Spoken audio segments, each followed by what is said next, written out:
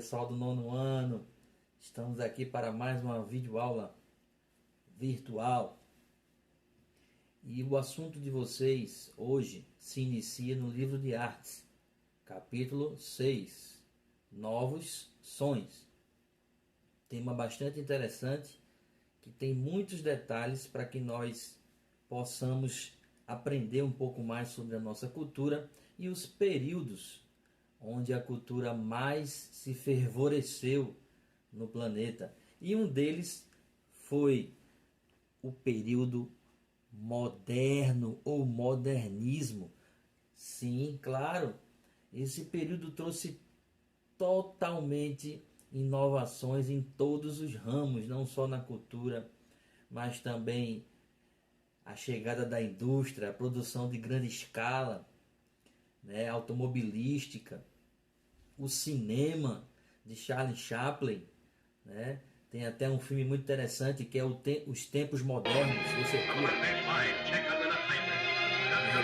bem aí o trabalhador da fábrica, né? Sendo submetido a tempos de trabalho excessivos, né? Para fazer a produção em grande escala. Então, isso é uma característica aí.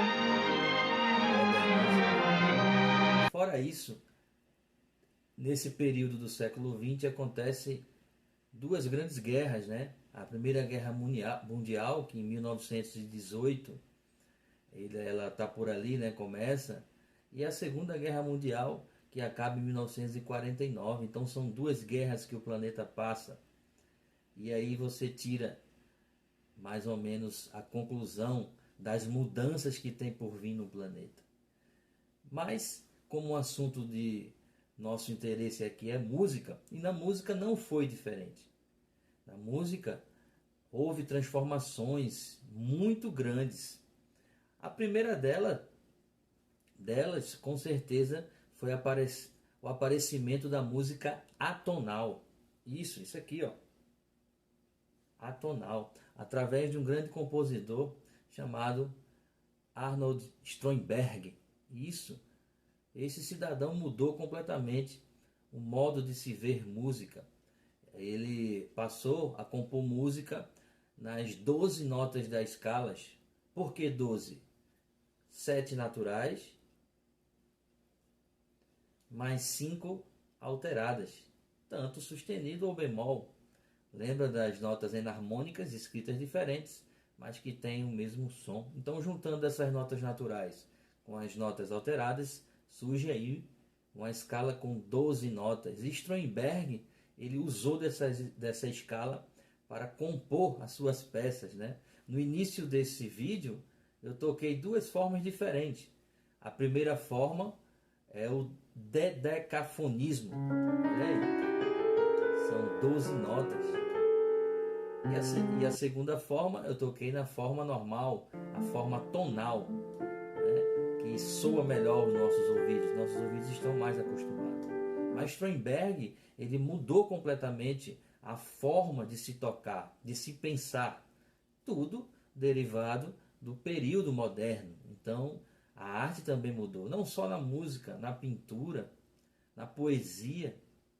Nós vamos ver aí que no Brasil, em 1922, nasce a Semana de Arte Moderna. Né? A Europa estava fervendo por mudança e trouxe essa influência para o Brasil. E aí teve várias etapas, né, que passou o modernismo no Brasil. Não é isso? São divididos em 3 etapas, mas isso é para um próximo vídeo. Agora a gente vai aprender um pouco mais do que é novos sons. Segue aí. Então o seu livro traz um texto de início que fala assim: euforia de descobertas, crescimento econômico, crise, guerras. Os eventos históricos da primeira metade do século XX marcaram profundamente a sociedade. Foi um século de transformações rápidas e intensas. A arte reflete o momento histórico e as angústias dos indivíduos de uma sociedade. Assim, os movimentos artísticos de vanguarda fossem nas artes visuais ou na música, deram luz às questões que os afligiam naquela época. Os parâmetros musicais e, consequentemente, o modo de compor e construir as músicas também se transformaram. O dodecafonismo, dodeca 12, fono, som, de Arnold Schoenberg, e a música nova de Igor Stravinsky. Não sei nada sobre isso. É o quê?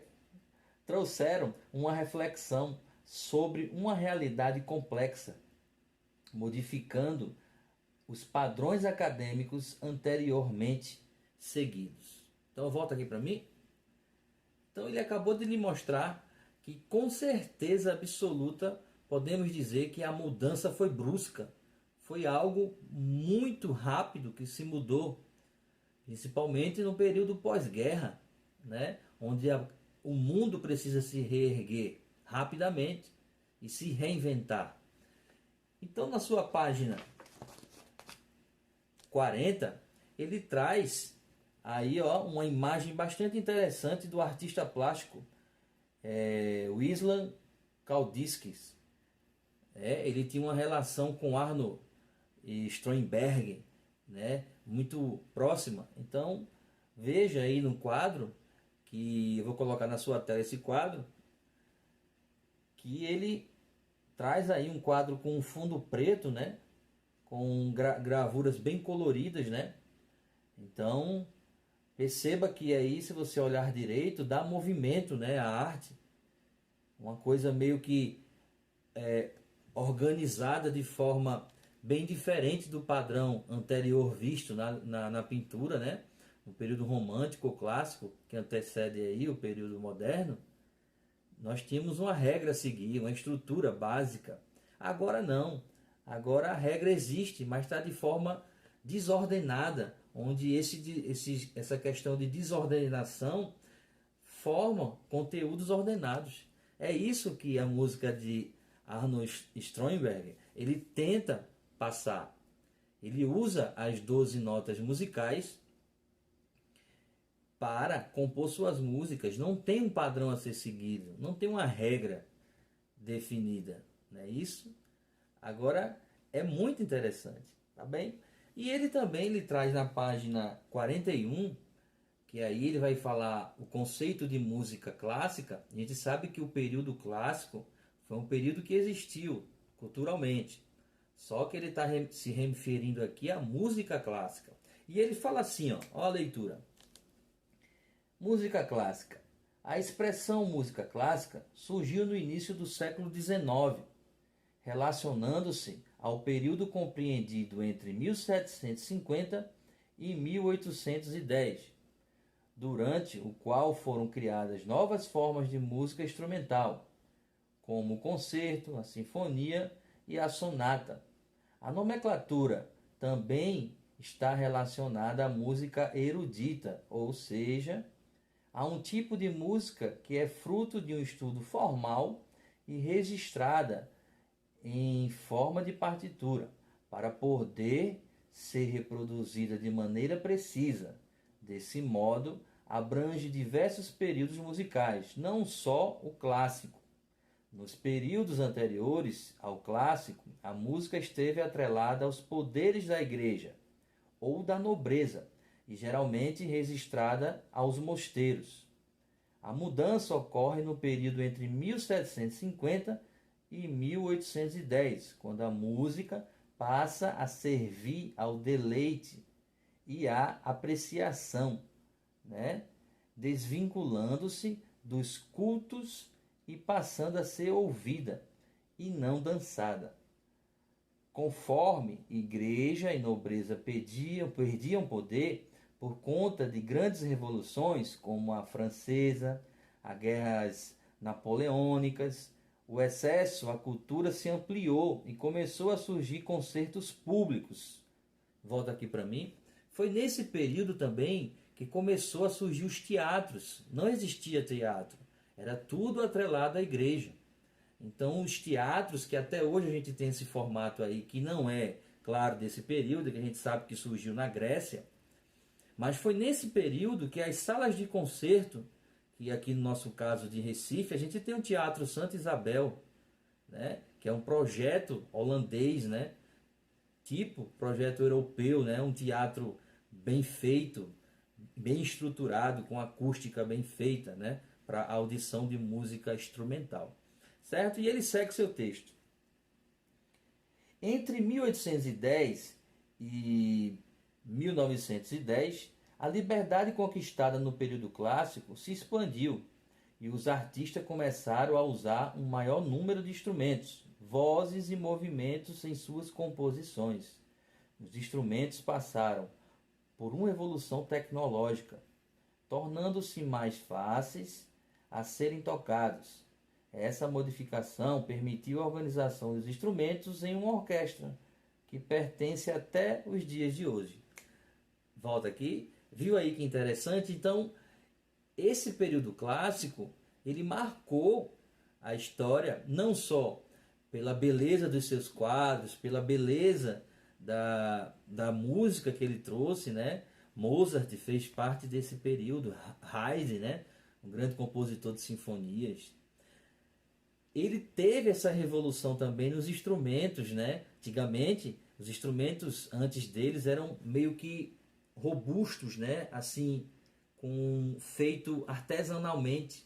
Mas no período clássico, não, ele passa a ganhar mais precisão nas notas musicais. Então, os compositores abusaram, a orquestra cresceu de tamanho, né? Como a gente vê até os dias de hoje. Então, veja qual a importância, né, desse período clássico, que antecede o romântico, e o romântico antecede o que a gente vai estudar a partir dessa primeira aula. Tá bem?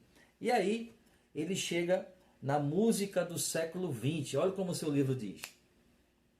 Assim como outra linguagem artística, o período moderno na música está situado entre 1894, com a obra Prelúdio à Tarde de um Fauno, de Claude Debussy, e a segunda metade do século XX, apresentando uma diversidade de formas e métodos. As regras para se fazer música começam a ser questionadas e os músicos sentem a necessidade de pensar em novas maneiras de compor, que se relacione mais com o indivíduo moderno, impactando pelas mudanças e inovações geradas pelas guerras e revoluções. Vira aqui para mim. Então veja que toda essa mudança brusca acontece por conta das reviravoltas que o mundo vinha surgindo. As guerras, não é isso? Quando acontece uma guerra em um local, o mundo todo sofre, vamos dizer assim, com a prática da guerra. A gente sabe que o mundo hoje é interligado. O que a gente está vivendo hoje no mundo? Um vírus, um coronavírus, não é isso? Viu onde surgiu? Na China. Mas o mundo todo sente essa propagação. Então, o epicentro lá é lá na China, mas atingiu o mundo inteiro. E isso é extremamente importante termos em mente que isso não aconteceu só agora no mundo. Veja aí, no período moderno, pós-Segunda Guerra, né? Aconteceu a primeira em 1918, um pouco antes, e a segunda teve o final em 1945. Então o mundo precisava mudar. E mudou em tudo, culturalmente, em tudo houve essa mudança. E ele continua dizendo, na página 42, Claude Debussy, em 1862 a 1918, foi um compositor que transformou a maneira de se fazer música, classificado como impressionista.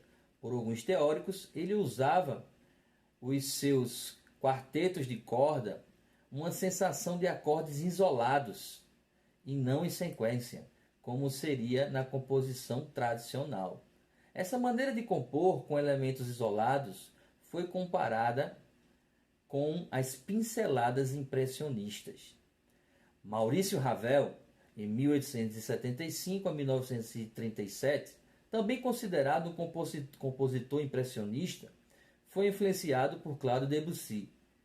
tendo suas obras mais relevantes na orquestração, ficando conhecido por suas peças para espetáculos e balé. Contemporâneo de Debussy e Ravel, Erik Satie foi outro compositor importante do período, precursor do movimento de vanguarda com o minimalismo, o teatro do absurdo e a música repetitiva. Ainda dentro do período moderno na música, Igor Stravinsky, 1882 a 1971, se utilizou da tradição da música para compor concertos, sinfonias e sonatas de maneiras emocionais e dramáticas. Ele era considerado um neoclassicista. Volta aqui para mim. Essa palavra é interessante você ter na mente. O que é um neoclassicista? É o que retoma o período clássico lá de 1750. Ele vai reviver a maneira de compor, só que dando uma nova, vamos falar assim, uma nova roupagem, mas tomando como base o período clássico. Ele vai reviver. Isso é chamado de neoclassicismo. Volta aqui para mim. Lá vai.